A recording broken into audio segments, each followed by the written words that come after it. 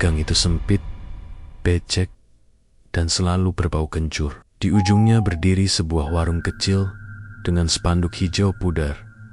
Seblak, Bu Marne, level 1 to 10. Kuah kaldu khas. Lampu neon di atasnya sering berkedip, seolah lelah menatap antrean yang tak pernah putus. Setiap sore menjelang maghrib, suara uap mendesis dari panci besar menyatu dengan klakson ojol. Tawar-menawar ibu-ibu dan tawa boka-boka yang menunggu kerupuk basah. Wah, rame banget seperti biasa, gumam Naya, merapatkan jaket parasutnya. Gerimis turun, mengusir debu dan membawa aroma cabai tumis. Di sebelahnya, Gilang teman kampusnya yang hobi bikin konten kuliner mengangguk. Bersemangat, kita ambil footage dulu. Kali ini jangan cuma pedas-pedasan, kita angkat sisi misterinya, katanya setengah berbisik. Ia melirik ke kanan kiri seperti pencuri ide. Naya tersenyum tipis. 3 hari terakhir, lini masanya penuh dengan postingan tentang warung seblak ini. Semua memuji gurih yang bikin nagih, tapi komentar paling atas yang sudah ribuan like justru bikin bulu kuduknya merinding. Gurihnya aneh, kayak ada suara yang ikut masuk setiap kali kita seruput. Di luar hujan makin rapat, orang-orang tetap antre, menunduk, sebagian menangkupkan tangan di depan mulut karena pedas. Tak ada bangku kosong. Di belakang panci, Bu Marni berdiri dengan celemek merah marun, rambut disanggul, tangan cekatan menakar cabai. Di sampingnya, seorang pemuda kurus bernama Reno menyiapkan mangkuk, membilas sayur, dan menyobek-nyobek kerupuk. Meleot, ada yang level 8 Bu, teriak seorang ojol. Siap, sahut Bu Marni tanpa menoleh. Tumisan bawang putih, kencur, dan cabai rawit menjerit di wajan. 1 sendok bubuk oranye yang tak ada labelnya, lalu dituangkan ke cobek. Ia menambahkan setetes cairan dari botol kecil berwarna gelap, hanya setetes. Selalu hanya setetes sebelum kuah mendidih di panci besar, disibak, dan disiramkan ke dalam mangkuk. Uapnya tebal, hangat, dan anehnya berbau sedikit manis, seperti pandan yang terlalu lama direndam di air. Gilang menyorongkan kamera ke arah uap yang menari. Cakep, katanya puas. Naya, nanti kamu yang cobain ya, oncam, biar lebih dramatis. Naya mengangguk, meski perutnya mendadak terasa ringan. Ia menoleh ke sisi warung yang remang. Di sana, tergantung foto-foto pelanggan yang diprint seadanya. Wajah-wajah tersenyum, mata merah karena pedas, tangan mengacungkan jempol. Di sadet foto-foto itu, ada kertas kecil bertuliskan, doa buat yang telah tiada. Di bawahnya berdiri sebuah gelas berisi kembang setaman. Naya, suara pelan seseorang memanggil dari belakang. Seorang nenek dengan kerudung lusuh melangkah, mendekat. Kamu dari kampus ya? Mau nulis tentang warung ini? Iya nek, tapi ini buat konten video. Nenek itu menatap panci besar. Matanya sayu. Dulu di gang ini sepi, sekarang ramai. Kalau ramai, selalu ada yang tertinggal. Naya mengernyit. Maksudnya? Nenek itu tak menjawab. Ia merapikan kerudung, lalu berjalan pergi dengan langkah kecil yang tergesa. Suaranya tenggelam oleh denting sendok dan tawa pelanggan. Kami dapat tempat duduk di meja paling dekat ke dinding. Catnya mengelupas, garis-garis putih, bekas poster lama masih terlihat. Reno meletakkan 2 mangkuk di depan kami. Pesanan Gilang level 8 dengan ceker, dan pesanan Naya level 6 dengan makaroni, kol, sosis merah, dan telur. Kuahnya pekat. Permukaan minyaknya memantulkan lampu neon seperti kaca yang retak halus. Silakan, kata Bu Marni muncul dari balik uap. Wajahnya bulat, bibirnya tipis, dengan senyum yang tak sampai ke mata. Kalau suka gurih, jangan takut, habiskan kuahnya. Di sini, rezeki paling banyak ada di dasar mangkuk. Gilang terkekeh. Siap Bu, kami habiskan. Naya menatap mangkuknya. Ada sesuatu yang aneh di sana. Di Disarjua, tampak sekelebat bayangan seperti rambut yang sangat halus atau mungkin hanya rempah.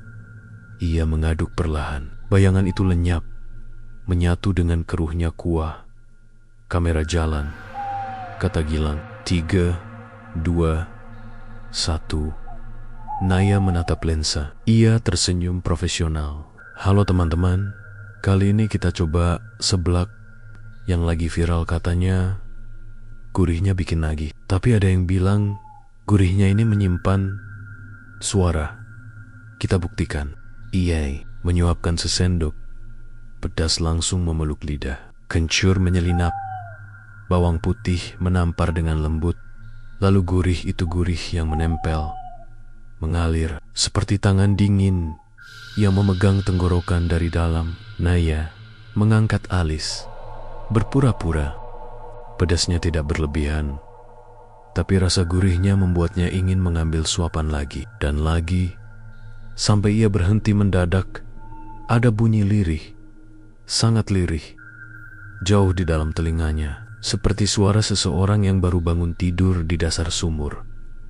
Naya gemetar.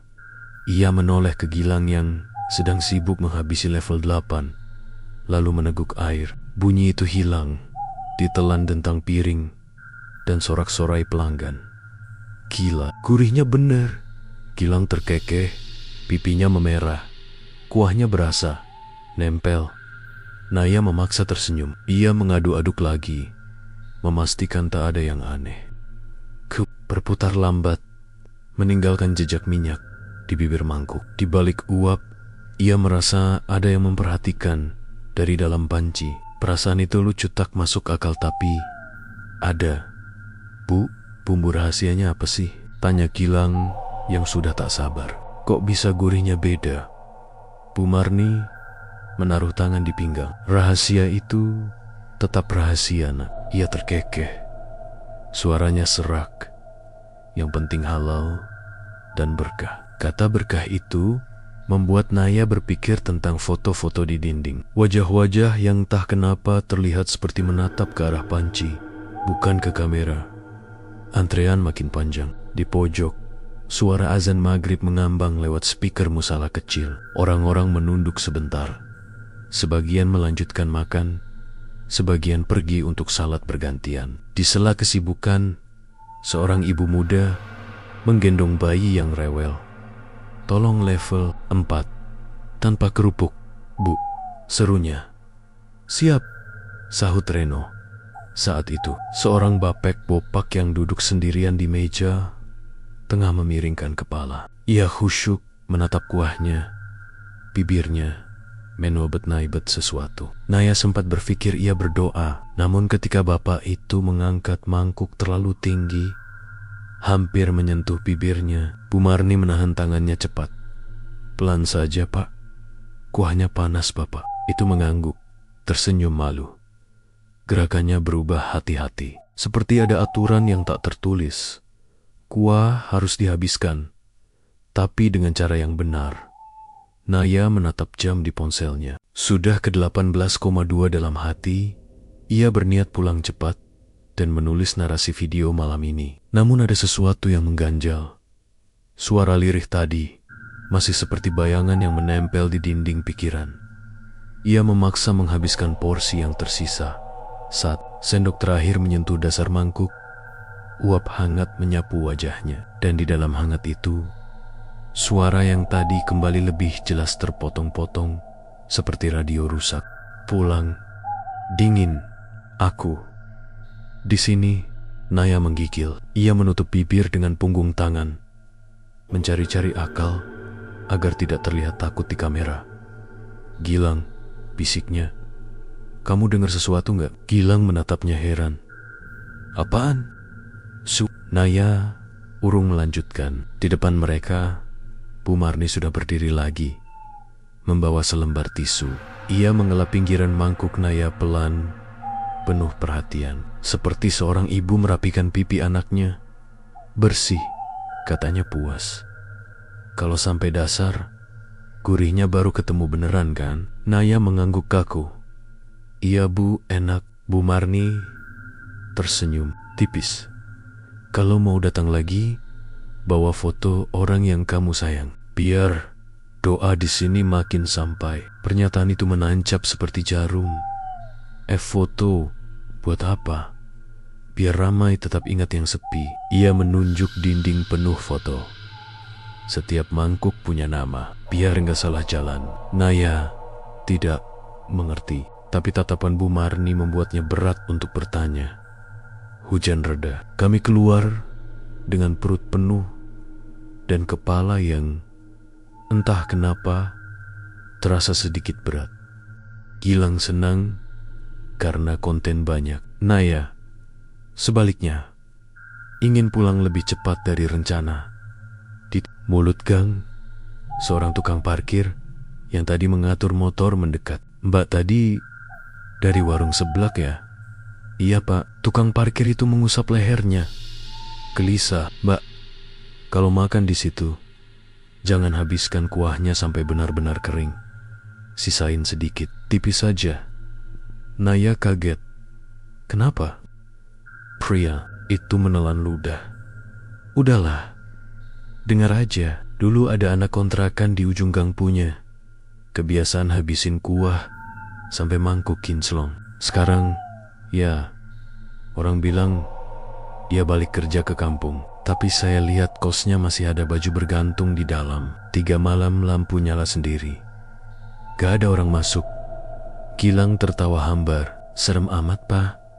Pria itu menatap warung. Kalau ramai, selalu ada yang tertinggal. Kata-kata yang sama seperti nenek tadi. Naya berterima kasih dan mengangguk.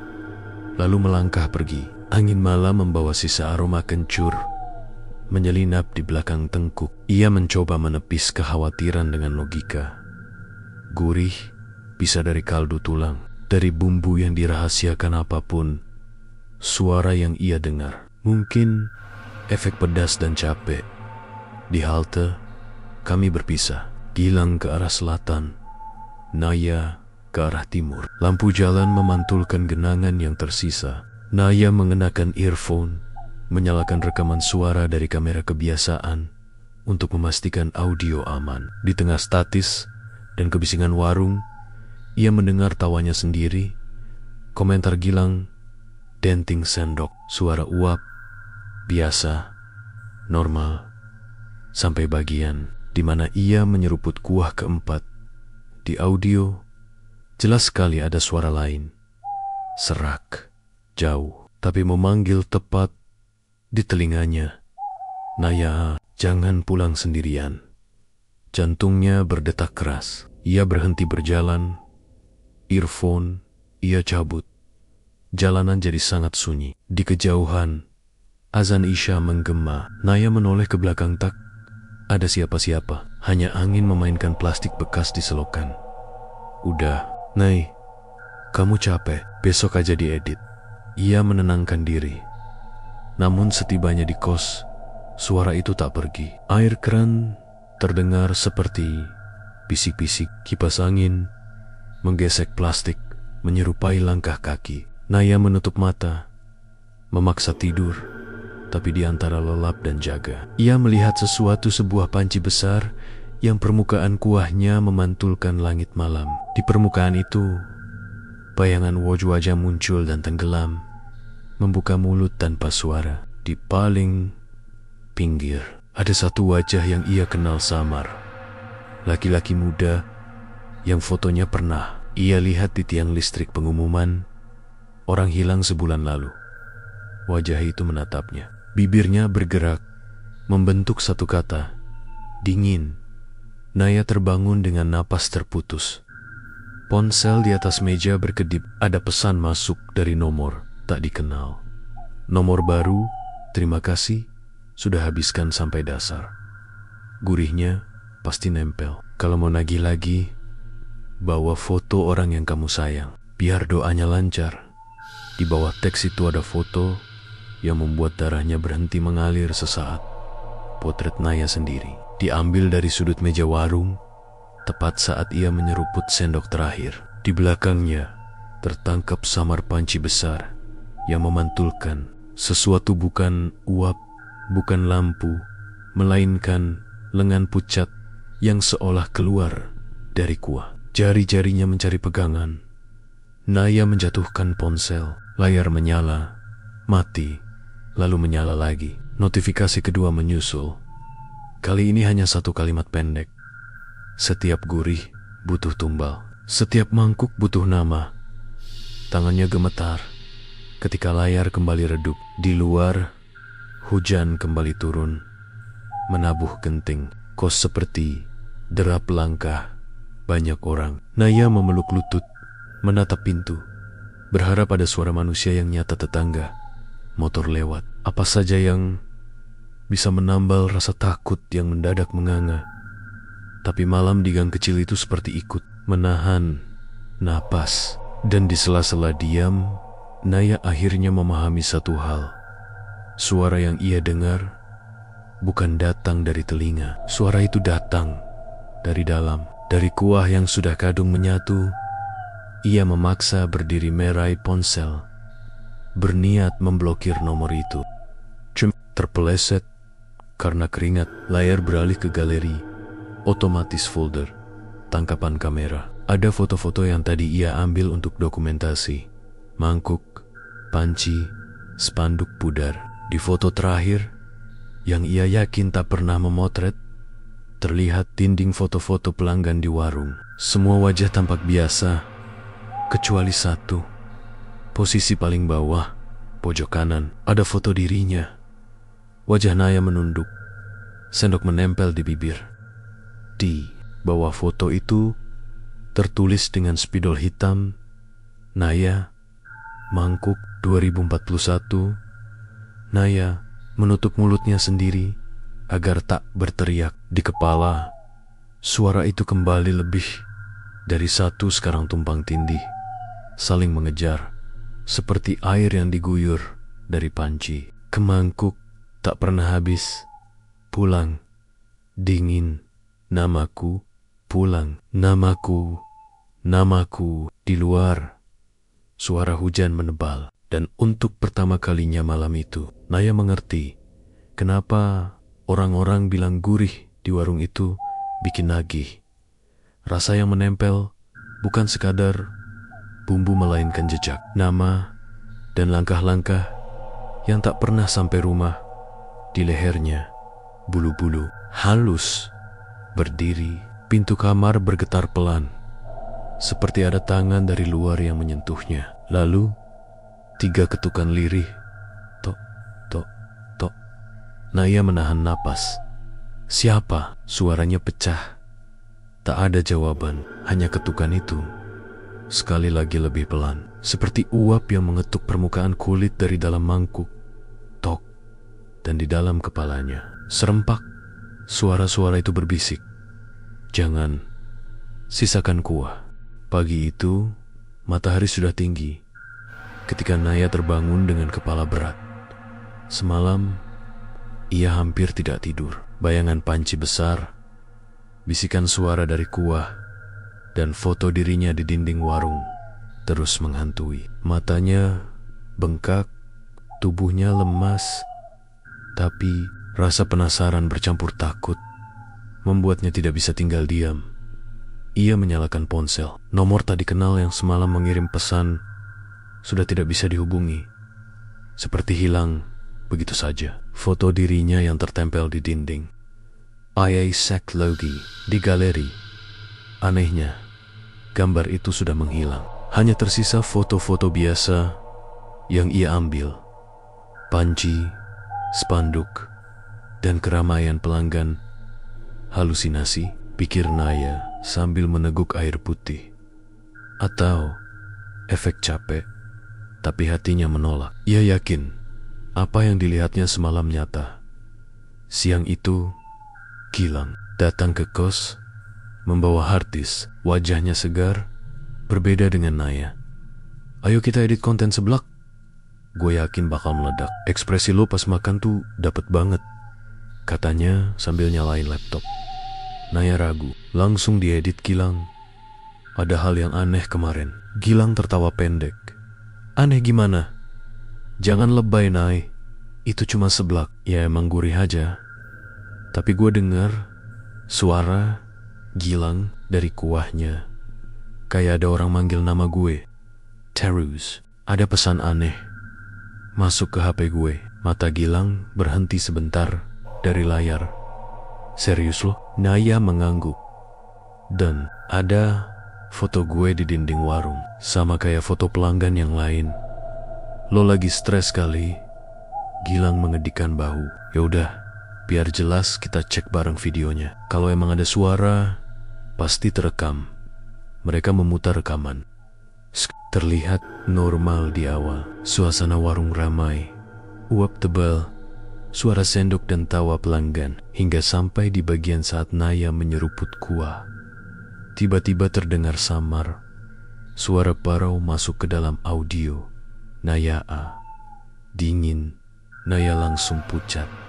Kan, lo juga dengar kan? Gilang terdiam. Ia menatap layar laptop lekat-lekat. Iya, gue dengar. Tapi ia mencoba menolak realitas. Mungkin itu suara orang lain di warung noise. Kebetulan aja pas lo minum. Suara orang. Gilang, itu nyebut nama gue. Kayak menekan ruangan. Hanya kipas laptop yang berdengung. Akhirnya Gilang berdiri, menyalakan rokok, mencoba menenangkan diri. Oke, kalau lo yakin ada yang gak beres, kita balik ke warung itu malam ini. Gue gak mau bikin asumsi kalau belum lihat langsung. Naya ingin menolak, tapi kata-kata itu terasa masuk akal. Mereka sepakat. Malam nanti, mereka kembali. Malam pun tiba. Jam 8. Mereka sudah sampai di gang sempit itu. Hujan tipis-tipis lagi. Seolah gang itu tidak pernah benar-benar kering. Warung sebelah masih penuh. Meski tidak seramai kemarin. Ramai terus. Ya, gumam Gilang sambil mengatur kamera kecilnya. Mereka duduk di meja dekat dinding foto. Naya langsung mencari. Dadanya berdebar ketika pandangannya menyapu ratusan wajah. Pelanggan yang tertempel dengan selotip murahan di pojok kanan bawah. Tepat di bawah foto seorang ibu muda, ia menemukannya. Foto dirinya. Wajah Naya menunduk, sendok di bibir. Persis seperti yang ia lihat di galeri semalam. Tulisan di bawahnya dengan spidol hitam tebal. Naya, mangkuk, 241 Januari tungnya, seperti terhenti. Kill it. Itu foto gue, bisiknya. Jari menunjuk. Gilang mendekat, ikut menatap. Wajahnya tegang. Ya ampun, Nay, ini beneran foto lo. Tapi siapa yang pasang? Belum sempat mereka bicara lebih jauh, Reno pemuda kurus yang jadi pembantu Bu Marni datang membawa menu. Ia melihat arah tatapan mereka, lalu tersenyum tipis. Oh, fotonya udah dipajang ya? Cepat juga. Cepat gimana maksudnya? Tanya, Naya, suaranya serak. Semua pelanggan yang habisin kuah sampai dasar pasti dipajang fotonya. Biar namanya gak hilang, biar doanya nyampe. Reno bicara ringan, seperti menjelaskan hal biasa. Doa? Doa apa? Gilang mengerutkan kening. Reno hanya mengangkat bahu. Tanya aja sama Bu Marni. Saya cuma nurut. Ia meninggalkan mereka dengan tatapan yang sulit diartikan. Tak lama Bu Marni muncul. Seperti biasa, celemek merahnya basah oleh cipratan kuah. Rambutnya disanggul. Ia menatap mereka dengan senyum yang terasa kosong. Balik lagi, Nak? Bagus. Kalau nagih, berarti cocok. Naya memberanikan diri. Bu, kenapa foto saya ada di dinding? Saya gak pernah kasih. Bu Marni mengelap tangannya dengan kain. Lap, setiap orang yang habiskan kuah sampai dasar sudah memberi nama pada mangkuknya. Itu syaratnya. Namamu sudah nyatu di sini. Jadi fotonya harus ikut, biar nggak tersesat. Syarat. Apa, Bu? Gilang menekan. Bu Marni menunduk. Sebentar. Suaranya merendah. Mangkuk harus punya nama. Kalau tidak, yang di dalam kuah bisa marah. Mereka butuh pegangan. Naya merinding. Mereka siapa? Bu Marni tidak menjawab. Ia malah tersenyum lagi, lalu melangkah ke panci besar, menuang kuah ke mangkuk pelanggan lain. Malam itu, mereka makan dengan rasa tidak tenang. Naya bahkan hampir tidak menyentuh makanannya. Tapi Gilang, entah karena rasa penasaran atau keras kepala, terus mengaduk kuahnya sambil merekam detail dengan kamera. "Gue mau buktiin sesuatu," katanya. Ia menghabiskan kuah level 9 dengan cepat, hingga benar-benar tinggal dasar mangkuk. "Nay, lihat," katanya sambil membalik mangkuk kosong itu. Tapi begitu mangkuk terangkat, Naya melihat sesuatu, bukan dasar porselen putih, melainkan bekas sidik jari hitam di permukaan mangkuk, seperti seseorang yang baru saja meraih dari dalam. Dan di telinga mereka berdua terdengar jelas suara parau, bukan dari luar, melainkan langsung menusuk kepala. "Gilang, Gilang, namamu sekarang di sini." Mangkuk jatuh berdebam ke meja. Gilang membeku, wajahnya pucat. "Nay," bisiknya, "lo dengar juga kan?" Naya mengangguk, tak mampu bicara. Mata mereka berdua menoleh ke dinding foto. Benar saja di pojok bawah, sebelah fotonya Naya, perlahan muncul satu foto baru. Wajah Gilang masih basah oleh keringat pedas. Sendok di tangan, tulisannya sudah tercetak jelas. "Gilang, Mangkuk 2042. Naya bergetar hebat. Ia sadar setiap mangkuk bukan hanya makanan tapi tumbal. Dan sekali nama masuk ke dinding itu, berarti sudah bukan milik dunia luar lagi. Ketika mereka hendak beranjak, Bu Marni berdiri di depan pintu warung, menghalangi jalan keluar. Senyumnya tetap sama, tapi matanya tajam. "Tenang saja, Nak," katanya pelan. "Selama masih ada yang datang makan, kalian gak akan sendirian." Di belakangnya, dari arah panci besar, terdengar suara lirih banyak orang, bercampur jadi satu suara-suara yang seolah berasal dari dalam kuah mendidih. "Pulang, pulang, dingin, namaku, namaku." Naya mencengkeram lengan Gilang. Mereka sadar, malam ini mereka sudah terlalu dalam masuk ke warung itu. Dan mungkin jalan keluarnya bukan lagi lewat pintu. Malam itu mereka akhirnya berhasil keluar dari warung, tapi bukan dengan rasa lega. Justru langkah kaki mereka terasa berat, seperti ada bayangan yang ikut mengikuti dari belakang. Suara hujan gerimis membasahi gang, bercampur dengan gema samar, bisikan yang masih mengendap di kepala. "Pulang, namaku, dingin." Naya memeluk lengan Gilang erat-erat. Mereka berjalan cepat tanpa bicara. Hanya suara sandal menyentuh genangan yang terdengar. Begitu sampai di jalan besar, barulah keduanya berani menarik napas dalam-dalam. "Gil, itu beneran kejadian kan?" Foto lo muncul sendiri di dinding. Suara Naya bergetar. Gilang mengangguk kaku. "Iya, gue juga lihat. Itu bukan halusinasi. Tapi gimana bisa, Nay? Gimana bisa foto kita ada di sana tanpa kita kasih?" Naya met jalanan kosong. Artinya setiap mangkuk yang habis narik nama kita ke situ. Foto itu bukan pajangan biasa, Gil. Itu tanda kita udah jadi bagian dari mereka. Gilang mengusap wajahnya kasar, berusaha tetap rasional. "Oak, kalap gitu. Kita cari tahu. Warung itu pasti punya cerita. Gak mungkin tiba-tiba rame tanpa alasan. Besok kita tanya warga sekitar."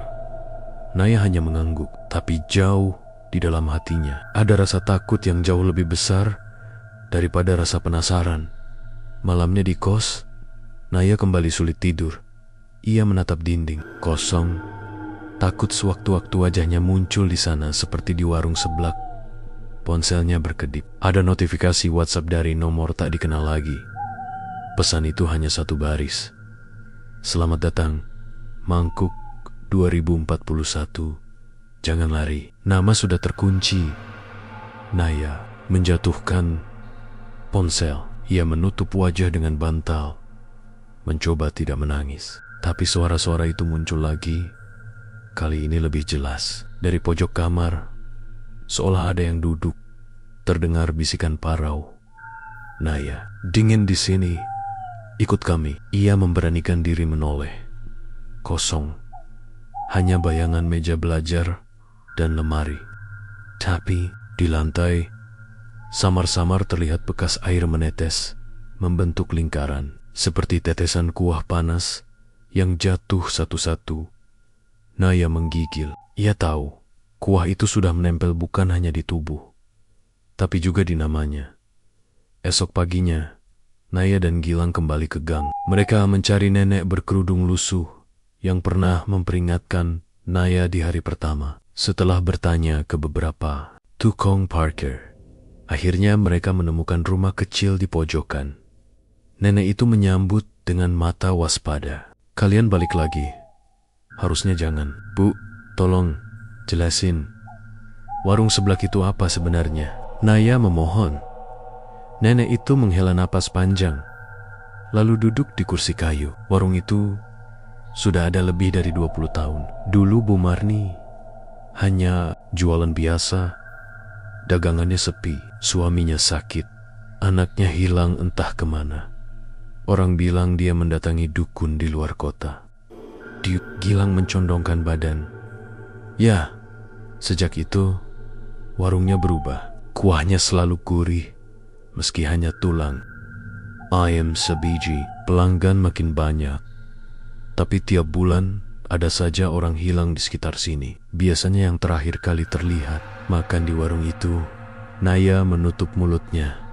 "Orang hilang jadi tumbal." Nenek mengangguk pelan. "Setiap mangkuk butuh nama. Kalau kuah habis sampai dasar, nama orang itu terikat. Pelan-pelan arwahnya ditarik masuk. Badannya bisa masih jalan-jalan, tapi jiwanya sudah setengah hilang. Itu sebabnya banyak kos di gang ini kosong. Penghuninya lenyap, meninggalkan barang-barang begitu saja. Jadi, foto-foto di dinding itu Gilang tercekat. Itu daftar nama-nama yang sudah terkunci. Begitu fotonya terpajang, cepat atau lambat, orang itu akan hilang. Ditelan kuah. Keheningan berat menyelimuti. Naya merasa seluruh tubuhnya dingin. Ia menoleh pada Gilang yang juga pucat pasi. "Terus gimana cara lepasin namanya?" tanya Naya dengan suara serak. Nenek menggeleng lambat. "Belum ada yang bisa. Kecuali kalau kalian bisa bongkar panci besar itu. Itu wadah utama. Katanya di dalamnya ada roh yang jadi sumber gurih. Kalau panci itu dihancurkan, ikatan bisa putus." Tapi apa, Nek?" Nenek menatap mereka dalam-dalam. "Belum ada yang berani coba. Karena siapapun yang menyentuh panci itu tanpa izin gak pernah balik." Malam harinya, Naya dan Gilang berdebat panjang di kos. Gilang ingin kembali dan merekam. Bukti mungkin ini bisa jadi liputan viral, bisa jadi kunci untuk menyelamatkan diri. Tapi Naya ketakutan setengah mati. "Gil, kita udah masuk terlalu jauh. Nama kita udah terkunci. Kalau makin nekat, kita bisa hilang beneran. Justru karena itu kita harus lawan, Nay. Kalau diem aja, kita bakal ditarik pelan-pelan. Gue gak mau mati jadi tumbal kuah sialan itu." Naya terdiam. Ia tahu Gilang ada benarnya, tapi bayangan wajah di dinding foto terus menghantui. Semua tampak hidup, tapi sebenarnya sudah lenyap. Tengah malam, ketika Naya hampir terlelap, ia mendengar bunyi ketukan di pintu kos. Tok, tok, tok. Sama seperti malam sebelumnya. Ia menahan napas, berharap orang itu pergi. Tapi kali ini, sebuah suara parau terdengar jelas dari balik pintu. "Naya, buka. Aku kedinginan." Itu suara Gilang. Naya langsung bangkit. "Gil." Tapi ia sadar Gilang sudah tidur di kasur seberang. Dengan napas teratur, dengan gemetar, Naya menoleh ke pintu. Bayangan dua kaki terlihat samar di bawah celah pintu, basah seperti habis dicelup ke air. Dan suara itu kembali, lebih pelan, lebih menusuk. Bukan, Naya, namamu sudah di sini. Jangan kabur, Kuah butuh kau. Naya memekik tertahan, menutup telinga. Tapi suara itu tak hilang. Dalam hatinya ia tahu, waktu mereka tidak banyak. Nama mereka sudah tertulis.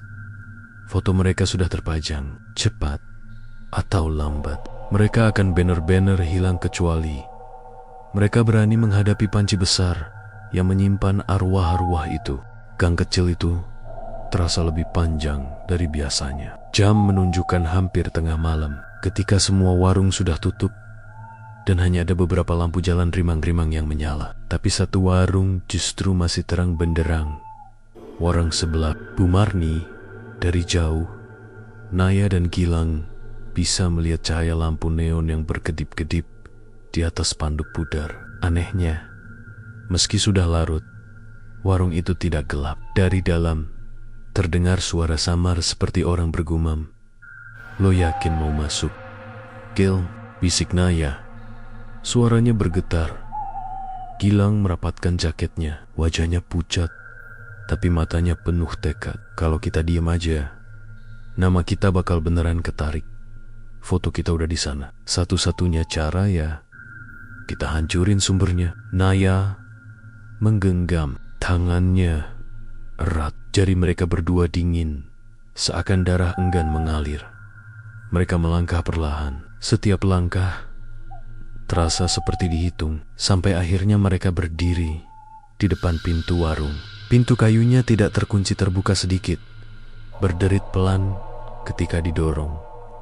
Begitu masuk, bau kuah menyergap kuat, pedas, gurih, dan ada aroma manis yang aneh, seperti bunga layu yang direndam terlalu lama. Kursi-kursi kosong, meja penuh mangkuk yang belum dibereskan. Namun tidak ada seorang pun di sana.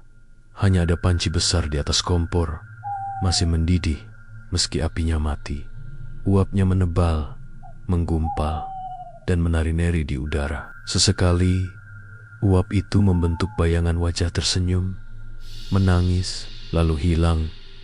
Naya menutup hidung. Kenapa kuahnya masih panas, padahal kompornya mati? Gilang mendekat, menyalakan kameranya. Ini dia sumbernya. Saat mereka mendekati panci, suara lirih mulai terdengar dari dalam kuah. Suara banyak orang saling tindih, memanggil-manggil, dingin. Pulang, namaku, namaku. Naya mundur selangkah, dadanya sesak. Gil, jangan terlalu dekat. Tapi Gilang malah mengarahkan kameranya tepat ke dalam panci. Dan di layar kecil kamera, terlihat sesuatu yang lebih jelas dibanding dengan mata telanjang. Wajah-wajah manusia, ratusan, mungkin ribuan, muncul dan tenggelam di kuah. Sebagian menangis, sebagian membuka mulut seolah berteriak, sebagian menatap langsung ke arah mereka. Gilang tercekat. Ya Tuhan, mendadak, sebuah tangan pucat muncul dari permukaan kuah, berusaha meraih pinggiran panci. Gilang terlompat mundur, hampir menjatuhkan kameranya. Gil, gue bilang, jangan deket-deket. Naya panik. Suara-suara di dalam panci makin keras. Kali ini mereka bisa mendengar dengan jelas kata-kata yang dipaksa keluar. Naya, Gilang, kalian milik sini, jangan kabur. Naya menutup telinga. Tubuhnya gemetar hebat, tapi Gilang justru semakin keras kepala. Ia mengambil besi panjang di dekat warung, bersiap menghantam panci. Kalau ini sumbernya, kita hancurin sekarang. Ia mengayunkan besi sekuat tenaga. Dentuman keras terdengar, tapi alih-alih retak, panci itu hanya bergetar, lalu mengeluarkan suara seperti raungan panjang. Uap mendidih, memuntah keluar, memenuhi ruangan, membuat mereka terbatuk-batuk. Dari balik uap muncul sosok Bu Marni. Entah sejak kapan Ia berdiri di sudut ruangan, wajahnya setengah tertutup bayangan. "Apa yang kalian lakukan?" Suaranya berat, bukan lagi suara seorang ibu penjual makanan, tapi seperti dua suara bersamaan. Nia menjerit, "Bu, lepaskan nama kami. Kami nggak mau jadi bagian dari ini." Bu Marni melangkah pelan, mata hitamnya menatap tajam. "Kalian yang memilih, habiskan kuah sampai dasar. Setiap mangkuk butuh nama. Nama kalian sudah terkunci. Ini gila. Lo bunuh orang dengan cara ini." Gilang balas berteriak. Bu Marni tersenyum tipis. "Tidak ada yang kubunuh. Mereka yang menyerahkan diri lewat rasa gurih yang tak bisa ditolak. Kalian tahu sendiri kan, sekali kuah itu menyentuh, kalian ingin lagi, dan lagi. Itu pilihan, dan setiap pilihan ada harganya." Uap makin tebal. Dari dinding, foto-foto pelanggan bergetar. Satu persatu wajah di foto itu tampak bergerak. Seperti hidup, mereka menoleh, menatap Naya dan Gilang. Sebagian bahkan berbisik pelan, "Naya, Gilang, gabunglah." Naya memeluk kepalanya, hampir histeris. Gue gak mau jadi bagian dari ini." Gilang, meski takut, tetap mencoba melawan. Ia mengayunkan besi sekali lagi. Kali ini panci bergetar lebih keras. Uap meledak keluar, dan beberapa wajah tampak terlepas sebentar dari permukaan kuah melayang di udara. Sebelum ditarik lagi ke dalam, jeritan menggema di seluruh warung. Suara-suara itu campur aduk. Ada yang minta tolong, ada yang tertawa menyeramkan, ada yang memanggil nama mereka. Tiba-tiba, tangan kurus Bu Marni mencengkeram bahu Gilang. Cengkeraman itu begitu kuat hingga Gilang terhuyung. Matanya membelalak, tubuhnya bergetar. Lalu dari mulutnya keluar uap putih masuk ke dalam panci. "Gel," Naya menjerit. Ia menarik lengan Gilang sekuat tenaga. Gilang terengah, wajahnya pucat, tapi masih sadar. "Nay, jangan lepasin gue." Bu Marni mendesis, suaranya seperti bisikan ular. "Lawan percuma. Nama kalian sudah ada di sini. Cepat atau lambat, kalian akan ikut." Mendadak, dari dalam panci, muncul suara yang berbeda, lebih keras, lebih memaksa. "Buka. Hancurkan." Suara itu bukan hanya satu, tapi ratusan. Teriak serempak, kuah berguncang. Cipratan panas jatuh ke lantai. Foto-foto di dinding berjatuhan satu persatu, bertebaran di lantai, sebagian terbakar sendiri tanpa api. Naya menatap Gilang. Ada ketakutan, tapi juga secercah tekad. "Gil, mungkin mereka mau kita nolongin. Kalau kita hancurin pancinya, mereka bisa." Gilang mengangguk cepat, meski tubuhnya masih gemetar. Bersama-sama, mereka mengangkat besi panjang itu, bersiap memukul lagi. Tapi sebelum mereka sempat, Bu Marni menjerit marah. Ceritanya panjang, menggema, dan membuat seluruh ruangan bergetar. Lampu neon pecah satu persatu, meninggalkan cahaya merah samar dari kuah panci yang mendidih. Dan dari kuah itu, bukan hanya tangan yang keluar, tapi tubuh setengah manusia. Wajah-wajah pucat bermunculan, mata kosong, mulut terbuka lebar mengeluarkan suara lirih. Mereka merangkak keluar, meneteskan cairan panas, dan perlahan mendekati Naya serta Gilang. "Gil," suara Naya pecah. "Kalau kita nggak hancurin sekarang, kita bakal ikut mereka." Mereka berdua mengangkat besi, bersiap menghantam panci sekali lagi, kali ini dengan seluruh tenaga. Sambil dikejar oleh arwah-arwah yang mendidih itu, tepat ketika besi hampir mengenai panci, pintu warung terbanting. Karos, seseorang berdiri di sana, bukan Bu Marni, bukan pelanggan. Sosok tua dengan tongkat kayu, mata tajam, dan kain hitam melilit bahu. "Berhenti!" teriaknya. Suara itu menghentikan semuanya. Bahkan Arwah-arwah yang sudah setengah keluar berhenti merangkak. Bu Marni mendengus marah. Matanya menyala merah. "Kau lagi," katanya pada sosok tua itu. Naya dan Gilang menoleh, terengah-engah. "Siapa dia?" bisik Naya. Sosok itu menancapkan tongkatnya ke lantai. Suara kayunya bergetar. "Aku, orang yang dulu pernah mengingatkan, tapi tak ada yang mau dengar. Kalau kalian mau selamat, jangan pukul pancinya dengan kekuatan biasa. Itu bukan sekadar besi. Harus ada nama yang dikorbankan untuk memutus ikatan." Naya menelan ludah. "Nama yang dikorbankan?" Sosok tua itu menatap mereka tajam. "Ya, kalau tidak, kalian akan tetap terikat. Dan kalian sudah tahu, nama kalian sudah ada di sana." Warung sebelah itu hening beberapa detik. Hanya suara kuah mendidih yang menggelegak. Naya dan Gilang saling tatap, sadar bahwa pilihan mereka semakin sempit. Mengorbankan sesuatu atau ikut jadi bagian kuah selamanya.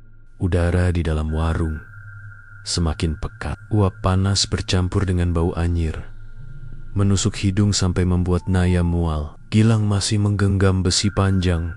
Tangannya gemetar. Sementara itu, sosok tua dengan tongkat kayu menatap mereka dengan tatapan tajam mata yang sudah kenyang melihat kematian. "Kalau kalian mau menghancurkan panci itu," katanya pelan. Suaranya berat tapi tegas. "Kalian harus mengorbankan satu nama. Tanpa itu, kuah tidak akan pernah padam." Naya menelan ludah. "Maksudnya, nama siapa?" Sosok tua itu menunduk. "Nama seseorang yang masih hidup. Nama yang rela diberikan atau dipaksa." Gilang membelalak. "Lo bercanda kan? Masa kita harus ngorbanin orang lain biar bisa selamat?" Bu Marni yang berdiri di sisi panci dengan mata merah menyala terkekeh pelan. Tawa itu menggema seperti suara sendok mengaduk kuah panas. "Itu harga yang sama yang kubayar dulu. Bedanya, aku melakukannya dengan sadar. Aku pilih nama-nama yang tidak akan pernah keluar dari kuah. Dan lihat, warungku tetap penuh pelanggan." Naya mundur selangkah. Jantungnya berdegup kencang. "Bu, kenapa harus orang lain? Kenapa harus ada nama?" Bu Marni mendekat, wajahnya setengah tertutup uap. "Karena nama adalah jiwa. Namamu tersimpan di sini." Ia menunjuk panci mendidih itu. "Jiwamu akan tetap terikat. Tidak ada yang bisa pergi, kecuali kalau ada jiwa lain yang menggantikan tempatmu." Suasana makin menegangkan. Dinding warung bergetar. Foto-foto yang jatuh tadi kini perlahan terbakar menjadi abu, hilang satu persatu. Sementara itu, dari dalam kuah, suara-suara korban kembali bergema. "Pilihlah, pilihlah, biar kami bebas." Naya menggenggam lengan. "Gilang, Gil, kita nggak bisa ngorbanin orang lain. Itu sama aja kayak nambahin korban." Gilang mengangguk. Wajahnya penuh kebingungan. "Tapi kalau kita nggak lakukan, kita bakal ikut ketarik." Sosok tua itu mengetukkan tongkatnya ke lantai, menimbulkan bunyi duk yang membuat uap berhenti berputar sebentar. "Ada cara lain, tapi berat." Naya dan Gilang menoleh cepat.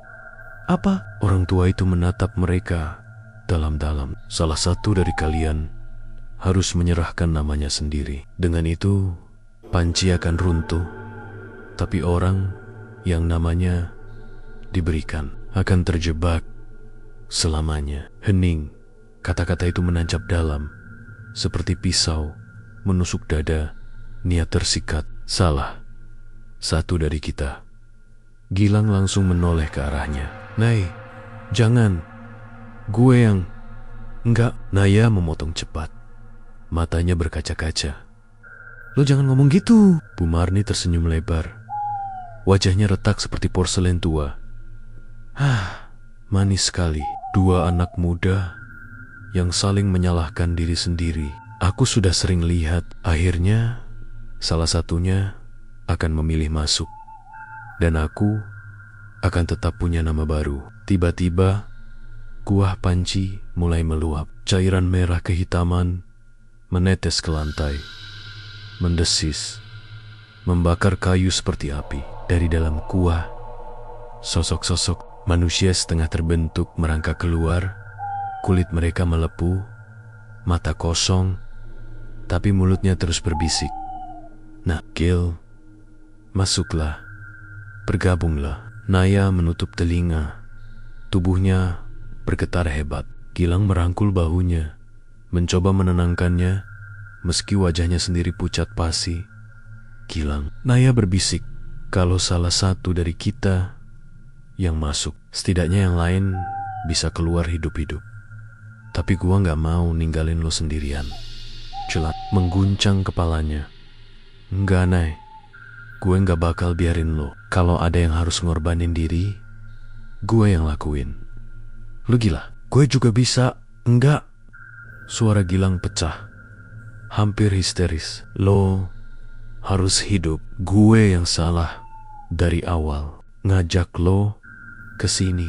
Jadi kalau ada yang harus masuk, itu gue. Air mata Naya jatuh, bercampur dengan asap panas yang mengaburkan pandangan. Sosok tua itu menatap mereka dengan wajah sendu. Cepatlah memilih. Kuah itu tidak akan menunggu lama. Kalau kalian terlambat, kalian berdua akan tersedot sekaligus. Puh, Marni terkekeh lagi, semakin nyaring. Pilihlah, aku ingin tahu siapa yang akan jadi santapan berikutnya. Arwah-arwah mulai merangkak semakin dekat. Tangan mereka mencoba meraih kaki Naya dan Gilang. Naya menatap Gilang, hatinya hancur. Dalam sekejap, semua kenangan bersama Gilang melintas tawa mereka. Kebersamaan mereka, semua janji kecil yang pernah mereka buat. Ia tahu kalau salah satu harus pergi, ia lebih rela dirinya sendiri. Dengan tiba-tiba, Naya meraih tongkat kayu dari tangan orang tua itu. Ia melangkah maju, menatap panci mendidih, lalu menoleh ke Gilang dengan senyum getir. Gue cinta lo, Gil. Maafin gue. Gilang membelalak. Nah, jangan. Tapi terlambat. Naya berteriak keras, menyebut namanya sendiri dengan lantang ke arah panci. Naya Putri Anindya. Seperti disambar petir, kuah panci meledak. Suara jeritan ratusan arwah menggema, bercampur dengan suara retakan logam. Tubuh Naya tersedot cahaya merah, ditarik kuat ke arah panci. Gilang mencoba meraih tangannya, tapi uap panas membakar kulitnya, memaksa ia melepaskan. Naya, jerit Gilang, suara parau, penuh putus asa. Tubuh Naya lenyap ke dalam kuah, mendidih, dan seketika panci itu pecah menjadi ribuan serpihan. Kuah mendidih, tumpah, tapi langsung menguap menjadi asap hitam pekat yang menjerit sebelum menghilang. Hening, warung itu remuk, meja terbelak, kursi terbakar, foto-foto lenyap jadi abu. Bu Marni terhuyung, wajahnya retak, tubuhnya hancur perlahan seperti abu ditiup angin. Dengan suara serak, ia berbisik, nama baru sudah masuk sebelum akhirnya menghilang. Terjatuh di lantai, menangis keras, suaranya pecah. Naya, kenapa lo lakuin itu? Kenapa bukan gue? Sosok tua itu berdiri di sampingnya, wajahnya muram. Pengorbanan itu yang menyelamatkan Muna. Tapi ingat, nama Naya kini terikat selamanya. Dia tidak akan pernah bebas. Gilang terisak, menunduk dalam-dalam, matanya merah, tangannya bergetar. Tapi di antara tangisannya, ia mendengar sesuatu, lirih, samar. Gilang, jangan lupa aku. Suara Naya dari entah mana. Bab ini berakhir dengan Gilang tersisa seorang diri di tengah reruntuhan warung. Ia selamat, tapi harga yang harus ia bayar adalah kehilangan Naya yang kini terjebak di dunia kuah abadi bersama ribuan nama lain. Namun di lubuk hatinya, Gilang tahu kisah ini belum berakhir karena suara Naya masih terdengar, dan itu berarti ada jalan lain untuk menyelamatkannya. Angin malam mengibaskan dedaunan kering di sekitar reruntuhan warung seblak. Bu Marni, api kecil masih menyala di sudut bangunan, menghitamkan papan kayu yang setengah hangus. Bau anyir bercampur dengan arang membuat udara di sekitar terasa berat. Gilang duduk lemas di tanah, tubuhnya penuh abu, matanya sembab karena menangis terlalu lama. Setiap kali ia menutup mata, wajah Naya muncul senyumnya, suaranya, bahkan teriakannya saat menyebut namanya sendiri untuk jadi tumbal. Tangannya masih gemetar. Naya, kenapa lo harus ngelakuin itu? Kenapa bukan gue? Tiba-tiba, dari reruntuhan panci yang sudah pecah, terdengar bunyi klik, klik, klik, seperti sesuatu yang retak tapi belum hancur sepenuhnya. Gilang menoleh, napasnya tercekat. Di antara serpihan logam yang hitam gosong, ada genangan air berwarna merah tua sisa dari kuah yang seharusnya menguap. Dan dari genangan itu terdengar suara samar, lirih, nyaris tidak terdengar. Gilang, aku di sini. Gilang langsung merangkak mendekat, matanya membelalak. Naya, Naya, itu lo kan? Suara itu makin jelas. Gilang, tolong aku, jangan biarin aku hilang di sini. Gilang menahan napas. Suara itu jelas suara Naya, tapi ada sesuatu yang janggal. Nada suaranya terdengar datar, seolah bercampur dengan gema puluhan suara lain yang bersahutan di belakangnya. Cepat, Gilang, buka jalan, biar aku bisa keluar. Orang tua misterius yang sebelumnya membantu mereka tiba-tiba muncul kembali dari balik bayangan. Tongkatnya mengetuk tanah pelan. Jangan kau jawab panggilannya, katanya dengan suara berat. Gilang menoleh cepat. Tapi itu Naya, dia masih ada di sana. Orang tua itu menatapnya tajam. Ya, dia ada di sana. Tapi bukan hanya dia. Ratusan jiwa lain ikut berbicara lewat mulutnya. Kalau kau salah langkah, mereka semua bisa keluar dan kau tidak akan mampu menahan mereka. Gilang mengepalkan tangan. Terus gua harus gimana? Masa gua biarin Naya menderita di dalam situ? Gue janji bakal lindungin dia. Sosok tua itu mendekat. Wajahnya muram. Kalau benar kau ingin menyelamatkannya, kau harus menemukan asal mula kutukan kuah itu. Bu Marni hanya penerus. Ada yang lebih tua, lebih haus darah, yang jadi sumber kuah itu tetap hidup. Gilang terdiam, keringat dingin menetes dari pelipisnya. Maksud lo, ada yang lebih berkuasa dari Bu Marni? Orang tua itu mengangguk perlahan. Ya, sebuah arwah leluhur kelam yang dulu membuat perjanjian pertama. Namanya tak pernah disebut lagi, tapi tempatnya masih ada. Kau harus pergi ke sana kalau ingin tahu cara membuka pintu dan membawa Naya kembali. Sebelum Gilang sempat menjawab, genangan kuah itu tiba-tiba bergejolak. Riak merahnya membentuk wajah samar Naya. Wajah itu pucat, matanya kosong, tapi bibirnya bergerak pelan. Gilang, jangan dengerin dia. Aku kedinginan. Tolong tarik aku keluar sekarang. Gilang terhuyung, hatinya hancur. Itu suara Naya, wajah Naya. Tapi di balik suaranya, samar-samar terdengar bisikan lain. Biarkan pintu terbuka. Biarkan kami keluar. Biarkan kami bebas. Orang tua itu mengangkat tongkatnya tinggi, lalu menghantam tanah. Getaran membuat genangan kuah itu bergetar. Wajah Naya memudar perlahan. Suaranya memanjang seperti jeritan, lalu hilang dalam asap tipis. Tidak ada jalan cepat, nak, kata orang tua itu. Kalau kau serakah, kau akan kehilangan dirimu sendiri. Dan Naya akan semakin jauh tenggelam. Malam itu, Gilang akhirnya berjalan meninggalkan reruntuhan warung dengan langkah gontai, ditemani sosok tua itu. Jalan desa sunyi, hanya suara jangkrik yang terdengar. Gilang beberapa kali menoleh ke belakang, berharap ada keajaiban, berharap Naya benar-benar keluar dari kuah itu. Tapi yang ada hanya gelap dan abu.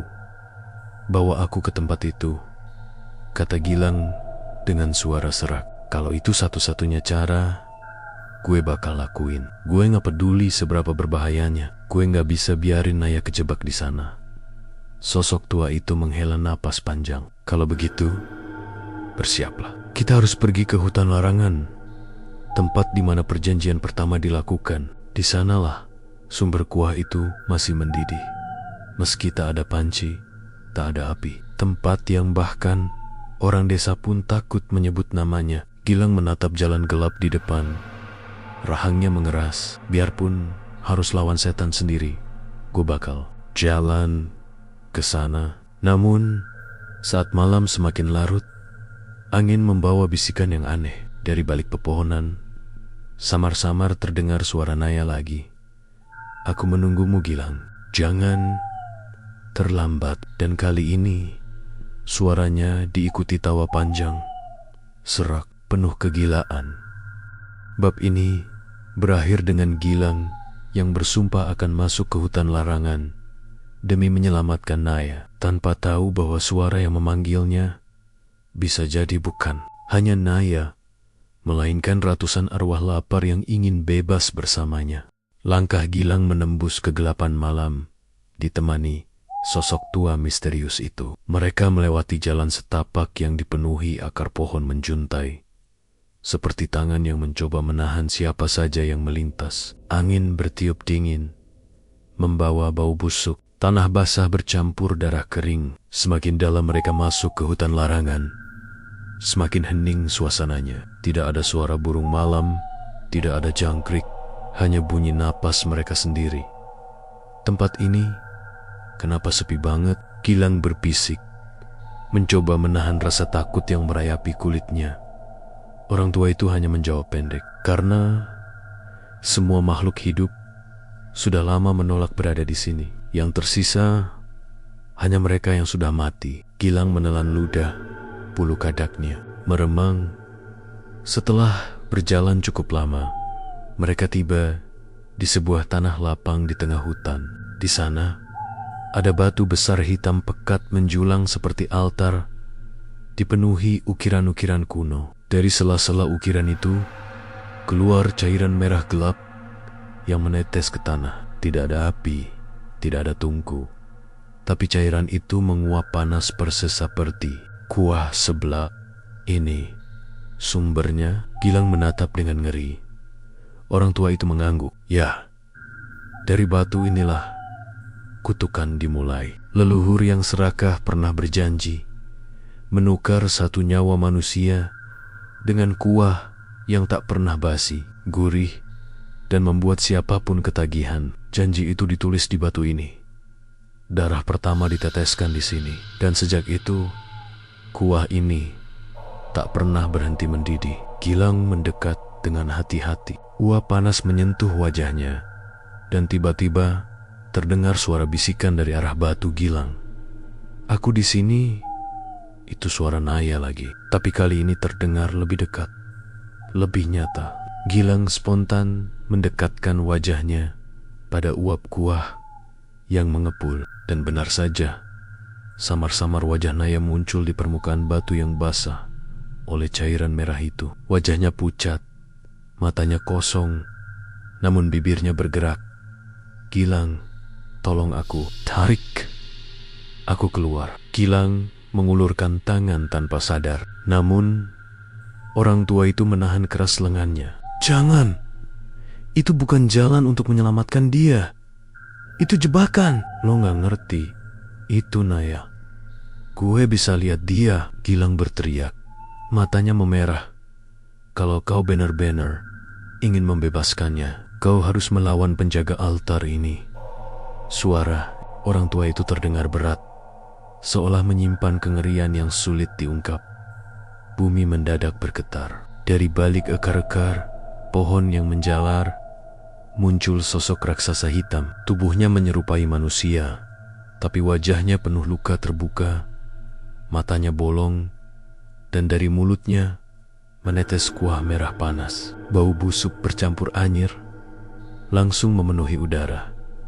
Itu adalah penjaga tumbal, makhluk yang dibentuk dari ratusan arwah yang pernah dikorbankan. Suara mereka terdengar bersamaan, teriakan, ratapan, dan tawa bercampur jadi satu. Kami lapar, kami haus, kami ingin bebas. Berikan tubuhmu.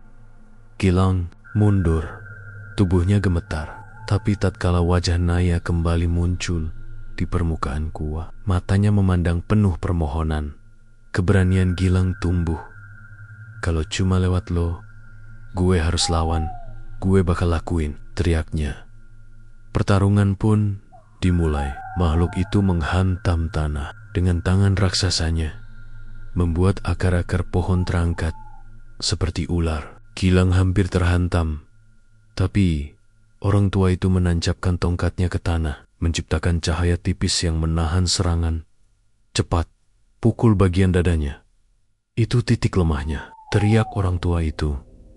Gilang berlari sekuat tenaga, mengambil bata tajam di tanah, lalu menghantam dada makhluk itu. Dari sana keluar semburan kuah panas bercampur darah. Makhluk itu mengaum kesakitan, suaranya mengguncang hutan. Kau berani melawan kami, kau akan jadi tumbal berikutnya. Makhluk itu menjulurkan tangan hendak meraih Gilang, tapi Gilang menancapkan batu tajam itu lebih dalam. Dengan sekuat tenaga, ia menjerit, "Lepaskan Naya!" Jeritannya bergema, dan tiba-tiba cahaya putih menyembur dari dada makhluk itu. Satu persatu wajah korban tumbal keluar dari tubuhnya, termasuk wajah Naya. Mereka melayang di udara, menatap Gilang dengan mata kosong. Naya berbisik, "Terima kasih." Kelong, sebelum perlahan leher tubuhnya larut jadi cahaya, menghilang bersama ratusan arwah lainnya. Makhluk itu berteriak panjang, tubuhnya retak, lalu pecah menjadi abu yang diserap kembali oleh tanah. Suasana hutan kembali hening. Pot hitam itu retak, dan kuah merahnya berhenti mengalir. Uap panas menghilang, menyisakan bau tanah basah yang sunyi. Gilang terduduk, tubuhnya gemetar, air matanya jatuh deras. "Naya, gue janji bakal lindungin lo, tapi gue telat." Orang tua itu menepuk pundaknya pelan. "Kau tidak gagal. Kau sudah membebaskan dia dari siklus kutukan. Sekarang arwahnya tenang. Jangan tangisi dia dengan penyesalan, tapi ingat dia dengan cinta." Fajar perlahan muncul di balik pepohonan. Untuk pertama kalinya setelah puluhan tahun, hutan Larenggen itu tidak lagi terasa berat. Angin pagi membawa aroma segar, bukan anyir. Gilang berdiri, menatap matahari yang muncul. Hatinya hancur, tapi ia tahu Naya kini bebas. Warung seblak Bu Marni sudah hilang, kuah tumbal arwah sudah sirna, dan desa mungkin bisa hidup tenang kembali. Namun, jauh di balik pepohonan, samar-samar terdengar suara bisikan pelan. "Kami belum." Cerita berakhir di sini, dengan Gilang yang berhasil menghancurkan sumber kutukan dan membebaskan Naya, tapi meninggalkan tanda bahwa kegelapan itu mungkin hanya tertidur, menunggu kesempatan baru untuk bangkit.